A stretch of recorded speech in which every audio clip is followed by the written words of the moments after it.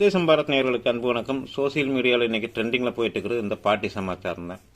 ஒரு பாட்டி ஒருத்தர் தமிழக முதல்வர் ஸ்டாலினுடைய போஸ்டர் மேலே மண்ணை வாரி தூத்தி செருப்பு எடுத்து அடிச்சிட்டாங்கன்னு சொல்லி அந்த பாட்டி மேலே நடவடிக்கை எடுக்கணும்னு சொல்லி எம்எல்ஏ ஒருத்தர் புகார் செஞ்சுக்கிறாரு. அந்த பாட்டியை மேலே வழக்கு பதிவு 4 பிரிவு இருக்குல்லன்னு நினைக்கிறேன்.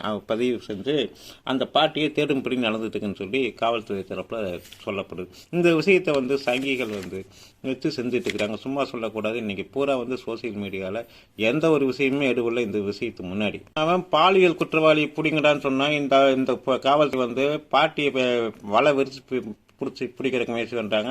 தனிப்படை வேறு அமைச்சுக்கிறாங்களான்னு சொல்லி சமூக வலைதளங்களில் இதுக்கு முன்னாடி ஏற்கனவே கிளி ஜோசையும் பார்க்குறவர் மேலே வழக்கு பதிவு செஞ்சுக்கிறாங்க. அது மட்டும் இல்லாமல் பஞ்சு மிட்டாய் விற்கிறதுக்கு தடை போட்டுக்கிறாங்க. பஞ்சு மிட்டாய் விற்கிறவனை கைது செய்கிற நடவடிக்கையில் நமக்கு பார்த்துக்கிறோம்.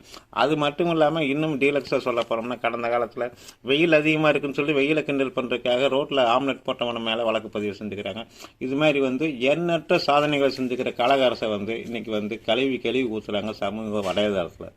குற்றச் செயல்களில் ஈடுபடுறவங்க மேலே இரும்பு கரம் கொண்டு நடவடிக்கை எடுப்பேன்னு சொல்லி தமிழக முதல்வர் கடந்த காலத்தில் சொல்லியிருந்தார்.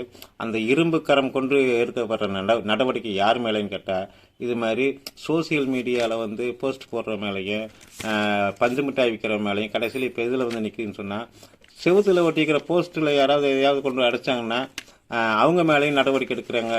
அந்த அளவில் இரும்பு கரம் வேலை செய்யுது. ஆனால் கஞ்சா விற்கிறவ மேலேயோ சாராயம் விற்கிறவ மேலேயோ மெட்டப்பத்தமை விற்கிறவ மேலேயோ இந்த இரும்பு கரம் எந்த நடவடிக்கை எடுக்க மாட்டேங்குன்னு சொல்லி சோசியல் மீடியாவில் கிண்டல் பண்ணுறாங்க.